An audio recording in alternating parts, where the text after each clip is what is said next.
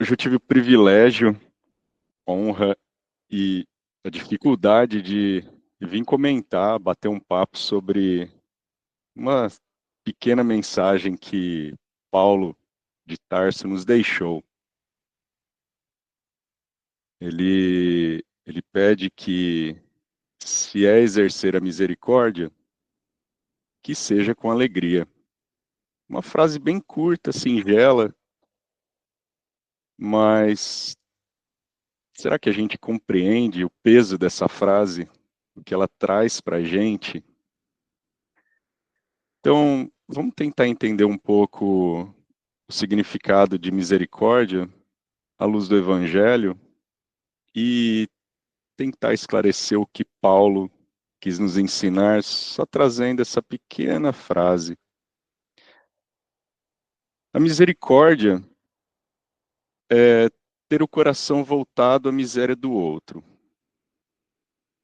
mas não é simplesmente a miséria da dor, mas também as faltas, as dificuldades emocionais, até mesmo as espirituais. No entanto, a verdadeira misericórdia não é um sentimento de pena ou superioridade.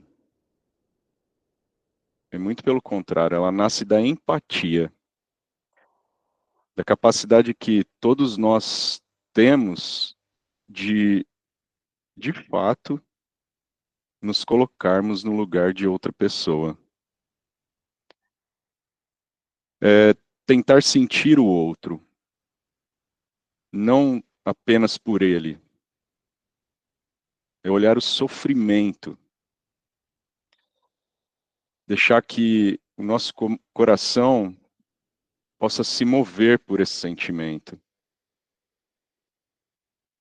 É difícil isso, né? É difícil a gente olhar para alguém e realmente entender o que aquela pessoa está passando. Realmente calçar os sapatos da pessoa. Como se diz, né? Cada um sabe onde o seu calo aperta. E para isso, o amor se transforma em gesto. Então, como que a gente pode fazer isso? Né? Conseguir escutar, acolher, trazer o perdão às vezes. E essa bênção muitas vezes é um simples ato de compreender com empatia alguém em dificuldade, sem exigir perfeição de ninguém. Né? Paulo vai mais além. Né? Ele não pede apenas a misericórdia, ele pede que ele convida, na realidade, que a gente faça isso com alegria. Mas que alegria é essa que Paulo nos pede?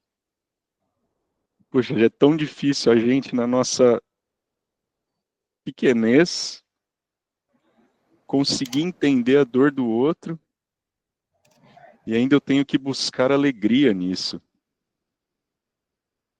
Então não é aquela euforia passageira, né? Alegria à toa, nem uma obrigação maquiada de um sorriso, né? Porque muitas vezes, vai lá, dá um abraço na pessoa, tenta acolher, e aí a gente enche um sorriso no rosto e dá um abraço, mas a gente não está sendo empático. A gente apenas está fazendo algo que nos foi pedido. Então, quando ajudamos de fato com o coração, né, sem imposição ou vaidade, é quando a gente consegue acolher alguém com ternura, com gratidão, pela chance de sermos úteis, que é aí que o nosso ato se eleva. É aí que a gente pode buscar alegria porque é onde a gente deixa o nosso lado humano.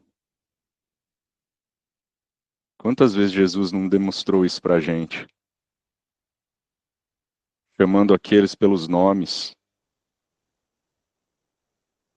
indo até eles. E a gente pensa, pô, mas Jesus é muito longe, né? Mas a gente está falando de uma mensagem que Paulo trouxe. Quer dizer, Paulo já estava tentando traduzir um pouco Jesus, porque já viu que não estava tão fácil, e Paulo vem. E quem era Paulo? Paulo ele era uma pessoa muito rigorosa, inflexível. Ele caçava pessoas de acordo com suas crenças. A gente não é assim. A gente não julga de acordo com o que a gente acha que é certo. A gente não caça os outros, debocha, pelo simples fato que a gente acredita que aquela pessoa não está fazendo algo, ou até mesmo uma pessoa em depressão, e as pessoas julgando que é um preguiçoso. Imagina, ninguém sabe as dificuldades que a pessoa está passando, porque ela não consegue, que ela prefere estar numa cama deitada a se levantar e enfrentar o seu dia. Então, por que julgamos? Porque ao invés disso a gente não se levanta e vai até lá. Assim como Ananias fez, Ananias é quem ajuda na transformação de Paulo.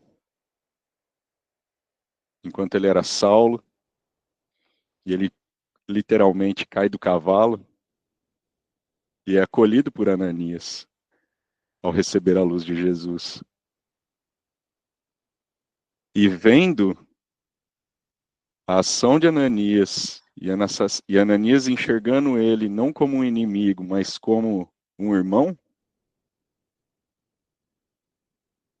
Paulo dá início à sua transformação.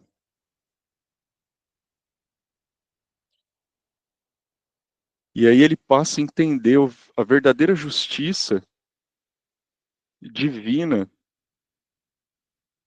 que não é ao meu mando, não é ao meu jeito de ser, e ao contrário, é como eu entendo o meu próximo.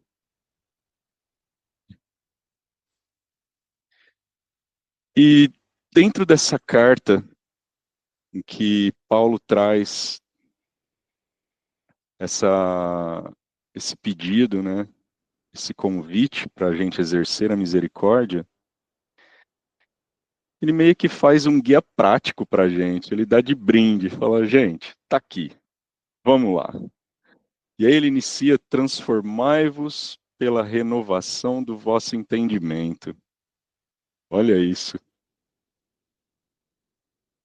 Então, quando a gente julga, é pelo nosso entendimento. É o que a gente vê e o que a gente acredita, e não o que a pessoa está passando. Então, por que a gente não vai lá ver o que essa pessoa está passando antes de falar qualquer bobagem? Então, ou seja, a reforma tem que ser interna, para a gente se abrir ao ponto da gente conseguir ter essa misericórdia pelo nosso próximo. A gente precisa se transformar, fazer a mudança, começar a buscar uma renovação da mente, buscar a visão de mundo de uma forma mais ampla e não nesse nosso lugarzinho que a gente está aqui. E aí Paulo fala, né? Então, amar sem fingimento, detestar o mal e apegar-se ao bem, ser pacientes na tribulação, perseverar na oração, abençoar os que nos perseguem. Essa é difícil, hein? Eu te mando boas vibrações, ao invés de te desejar o mal. Tô falando lá de longe. E quem tá perto da gente? Né? Então, não pagar o mal com o mal. E, principalmente, vencer o mal com o bem. E aí, então, é onde ele afirma. Se é exercer a misericórdia, que seja com alegria. Mas falei aqui um monte de coisa, né? Misericórdia, que ela é, qual alegria que nos é pedida, o que precisamos fazer. Então vamos tentar fazer de uma forma prática e trazer um pouco isso para o nosso dia a dia. Então a gente tem basicamente três lugares em que nós estamos, ou que convivemos: no nosso lar, no trabalho, ou até mesmo na sociedade como um todo. E será que a gente pode exercer essa misericórdia nesses lugares?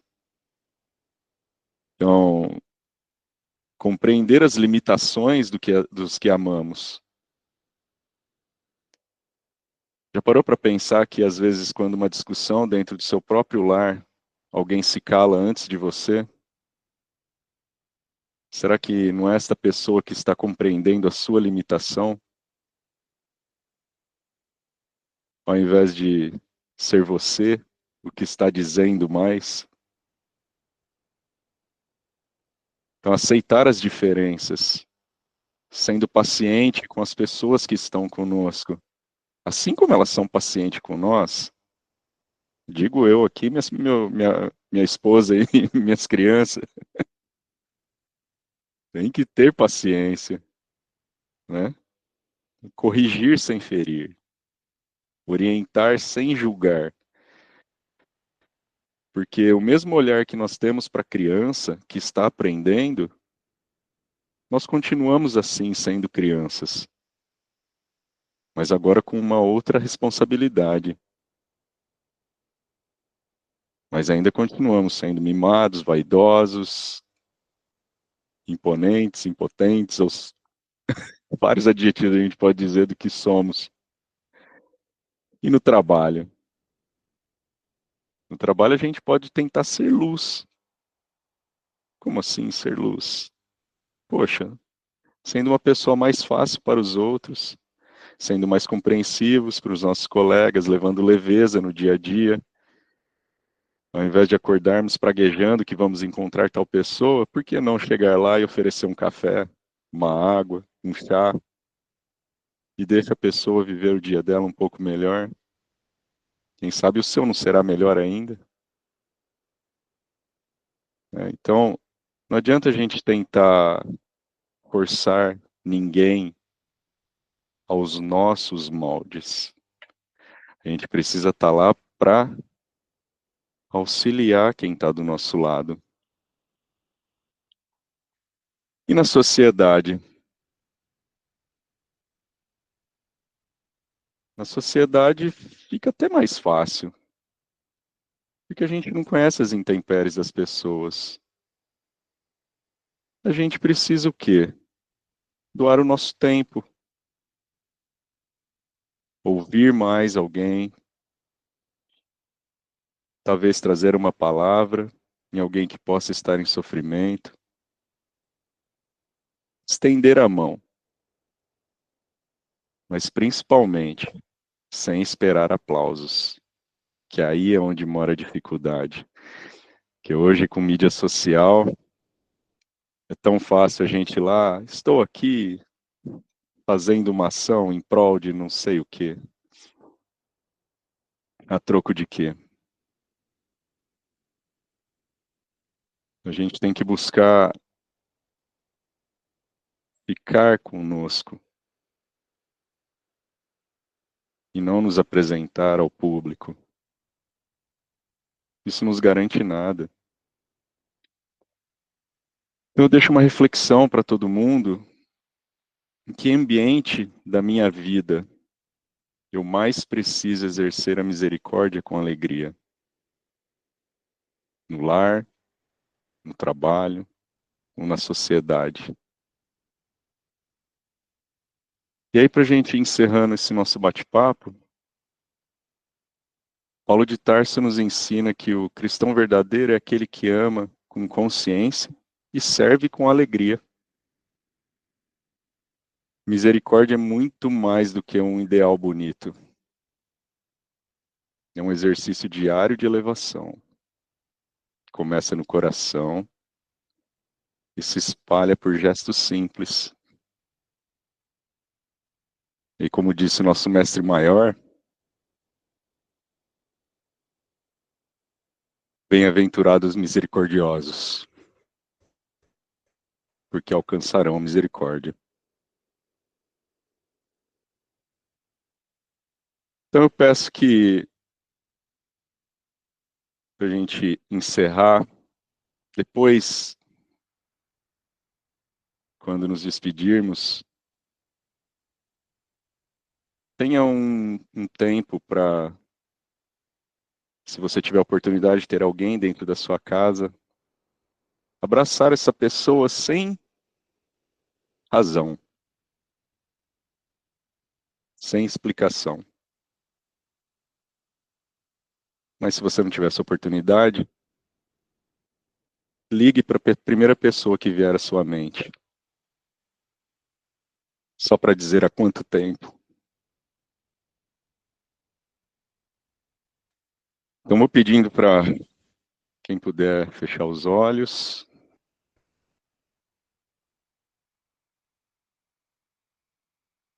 e mantendo essa energia linda, com esse ensinamento tão puro,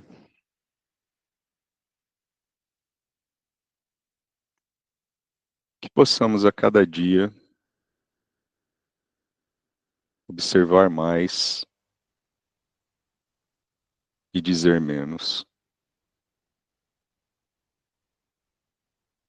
Compreender mais do que buscar ser compreendido. E amarmos mais do que sermos amados. Agradecidos a Deus, nosso Pai maior, e a Jesus, nosso Mestre querido, damos graças a Deus que assim seja.